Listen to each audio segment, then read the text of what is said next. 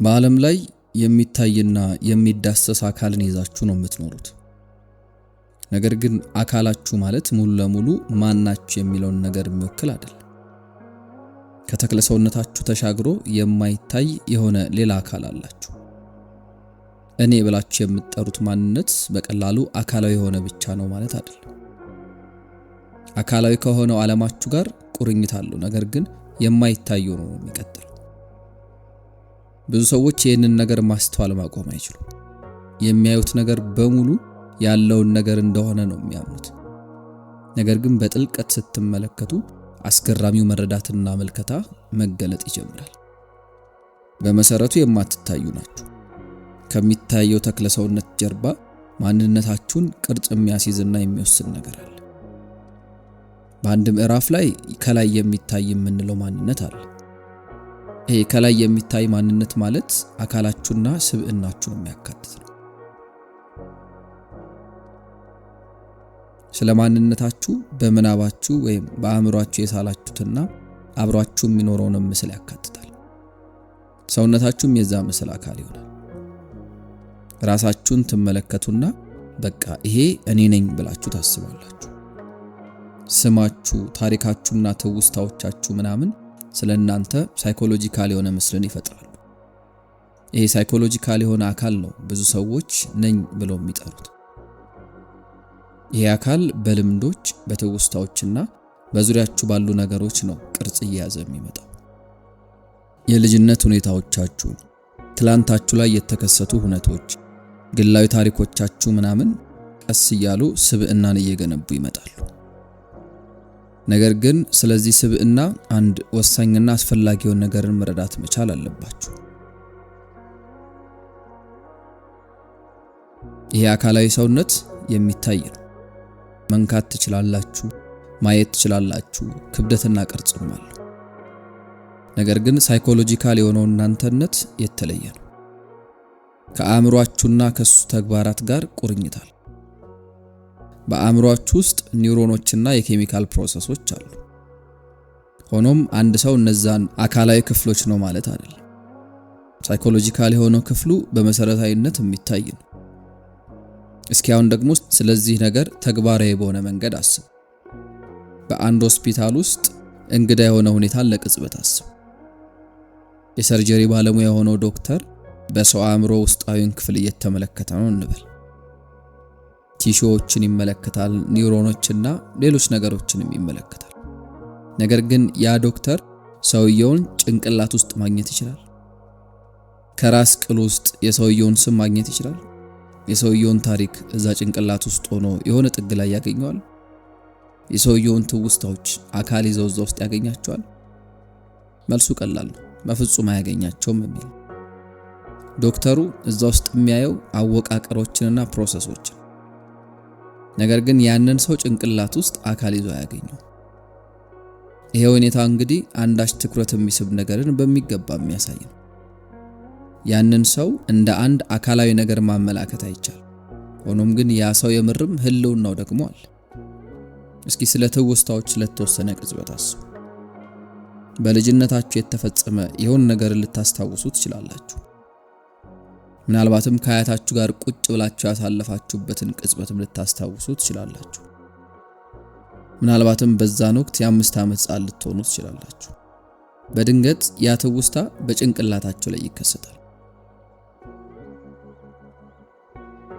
ያ ቅጽበት ምንም እንኳን ከረጅም ጊዜ በኋላ የተከሰተ ነገር ቢሆንም ህይወት ዘርቶ አሁን ላይ በጭንቅላታችሁ ውስጥ ይመላለሳል። ነገር ግን የምርም ያ ትውስታ የት ነበር የተቀመጠው? አንድ ዶክተር በትክክል ያ ትውስታ ያለበትን ቦታ ሊጠቁም ይችላል? አእምሯችሁ ውስጥ አያታችሁን ሊመለከታት ይችላል? በፍጹም። ትውስታው ይኖራል፣ ሆኖም አካል ኖሮት ግን አሁን ላይ ሊመጣና ልትመለከቱት አትችሉ።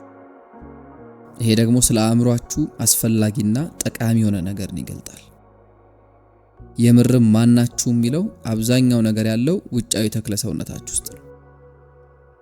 ሰውነታችሁ የሚገባው አካላዊ ለሆነው ዓለም፣ ነገር ግን ሰዋዊነቱ ደግሞ ከሌላ አቅጣጫ ጋር ነው የሚቆራኘው። እስኪ ይሄንን ለመረዳት ሌላ ምሳሌን ደግሞ እናንሳ። አንድ ሙዚቃን እያጫወተ ያለ ሬዲዮን አስቡ። ሬዲዮ በክፍል ውስጥ ሙዚቃን እያሰማ ነው፣ ነገር ግን ሙዚቃው በራሱ በሬዲዮ ውስጥ አይገኝም። ሬዲዮ በቀላሉ ሲግናሎችን ተቀብሎ ነው የሚያስተላልፈው። ሬዲዮ ቢሰበር ሙዚቃው አይጠፋም ወይም አይሞትም።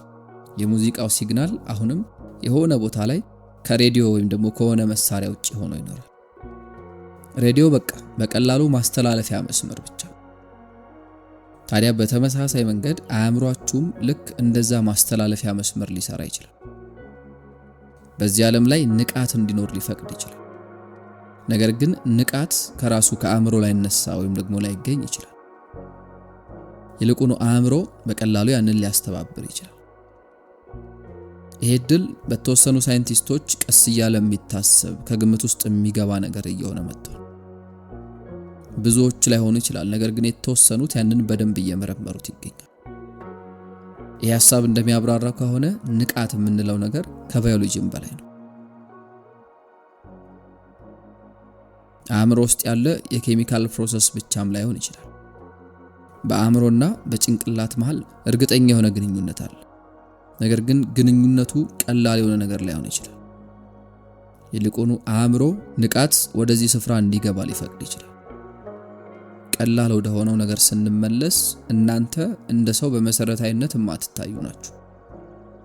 ተክለ ሰውነታችሁ ሊታይ ይችላል፣ ነገር ግን ሰዋዊነት የምንለው ነገር አካላዊ እይታችሁ ላይ አይገለጽም። ቅድም ያልነው ዶክተር ሰርጀሪ እየሰራ አእምሯችሁ ውስጥ ማንነታችሁ እዚህ ጋር ነው ወይም ደግሞ ይሄ ነው ብሎ መጠቆም አይችልም። የተወሰኑ ሁኔታዎችን ህመሞችን ምናምን ሊመለከት ይችላል እንጂ አካላዊ የሆነው ነገራችሁን እዛ ጭንቅላት ውስጥ ማመላከት አይቻልም።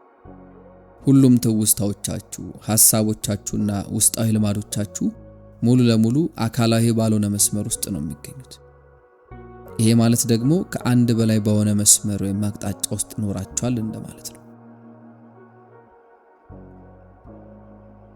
የሆነ ክፍላችሁ በሚታየው ዓለም ላይ ይኖራል፣ ሌላኛው ክፍላችሁ ደግሞ የማይታየው ነው ይቀጥላል እንደማለት ነው። ስብዕናችሁ ራሱ ለማይታየው ግዛት የሚገባ ነገር። የሆነ ነገርን ስትናገሩ ቃላቶቻችሁ ወደ አካላዊ ዓለም ነው የሚገቡት። የድምጽ ሞገዶች በአየር ላይ ይንቀሳቀሱና ወደ ሌላ ጆሮ ይደርሳሉ። ነገር ግን ከነዛ ቃላት ጀርባ ያለው ሐሳብ የሆነ ስፍራ ላይ የማይታይ ሆኖ ነው የሚጀምረው። እነዛ ነገሮች የሚነሱት ደግሞ ከንቃት ነው። ንቃት በራሱ የማይነካና በቀጥታ የማይለካ ነገር ነው። ስለዚህ በተለያየ መስመር ላይ የምትቆሙ ናችሁ በሚለው አረዳድ መሰረት ስብዕናችሁ የማንነታችሁ ሌላ መስመር ወይም ደግሞ ምዕራፍ ነው እንደማለት ነው። በጋራ ሆኖ ደግሞ ቅድም ያለውን ከላይ የሚታይ እናንተነትን ይፈጥራሉ ማለት ነው። ይሄ ከላይ የሚታይ ማንነት ማለት አካላችሁና ስብዕናችሁ በጋራ ሲጣመሩ እንደማለት ነው። ብዙ ሰዎች ይሄ ከላይ የሚገለጽ ማንነት እውነተኛ ማንነታቸው እንደሆነ ነው የሚያምኑት። አንድ ሰው ራሱን በዚህ ደረጃ ብቻ የሚያውቅና የሚረዳ ከሆነ ያ ሰው እየኖረ ያለው በኢጎ መስመር ብቻ ነው ማለት ነው። የኢጎ መስመር ማለት ራሳችሁን ከላይ በሚታየው የማንነት መልክ ብቻ መግለጽ ማለት ነው። ከመንፈሳዊ እይታ አንጻር ደግሞ ይሄ ሁኔታ አለመንቃት፣ ራስን መሳት፣ ራስን አለማወቅ ተብሎ ይጠራል። አለመንቃት ስንል ግን ይሄ ሲደክመን ሰውነታችንን ለማሳረፍ ከምንተኛው እንቅልፍ አለመንቃት ማለት አይደለም። ይልቁኑ ያ ሰው ሲታይ ንቁና አክቲቭ ሊመስል ይችላል፣ ነገር ግን መንፈሱ ጥልቅ እንቅልፍ ውስጥ ነው፣ አልነቃም። እንደዚህ አይነት ሰዎች ተግባራቸው ሙሉ በሙሉ ከሁኔታዎችና በተደጋጋሚ ከተማሯቸው ፓተርኖች ነው የሚነሱት። አላደል አንድ ተዋናይ በመድረክ ላይ ስክሪፕቱን እየተከተለ እንደሚተውነው የነሱም ተግባር አውቶማቲካሊ የሚመጣው ከትላንት ልማዶቻቸው። ሐሳቦች፣ የስሜት ፓተርኖችና እምነቶች ያለምንም ግንዛቤ ባህሪያቸውን ይቆጣጠራሉ። እንደዚህ አይነት ሰዎች ሙሉ ለሙሉ በአእምሮ ሁኔታዎች ቁጥጥር ስር ነው የሚገቡት። በዚህም የተነሳ ብዙ ሰዎች በግጭት ውስጥ ነው የሚኖሩት። እያደረጉት እንደሆነ እንኳን ሳያውቁትና ሳይረዱ በራሳቸው ላይ ትግልና ስቃይን ይፈጥራሉ። ይሄ ትግልና ስቃይ ደግሞ ራሳቸውንና በዙሪያቸው ያሉ ሰዎችም ላይ ተጽዕኖ ያሳድራል። ነገር ግን ባለመንቃት መስመራቸው ላይ ስለሚቆዩ ይህንን ነገር ማየት አይችሉም። እንደውም በተቃራኒው ሌሎችን ይወቅሳሉ። ሁኔታዎችን፣ አጋጣሚዎችንና በዙሪያቸው የሚፈጠሩ ጉዳዮችን ይወቅሳሉ። እገሌ ነው እንደዚህ እንዲሆን ያደረገው ወይም ደግሞ ይሄ ሁኔታ በመፈጠሩ ነው ደስታዬን የተቀማሁት ምናምን ይላሉ። በጣም ጥቂቶች ብቻ ናቸው ትግልና ስቃዩ መነሻው ከነሱ እንደሆነ የሚያምኑት። ንቃት ደግሞ የሚጀምረው አንድ ሰው ይህንን እውነታ በሚገባ መረዳት ሲችል ብቻ ነው። ልክ ግንዛቤ እያደገ ሲመጣ ጥልቅ የሆነው የህይወት መስመርም ግልጽና የሚታይ መሆን ይጀምራል። ቀስ እያለ ደግሞ ያ ሰው የምርም ማን እንደሆነ እየተረዳው ይመጣል ማለት ነው። የዛሬው መልእክት ያቀረብኩላችሁ ኢካርት ቶሌ ነበር። እስከ ፍጻሜው በመቆየት ስላደመጣችሁ እጅግ አድርጌ አመሰግናለሁ።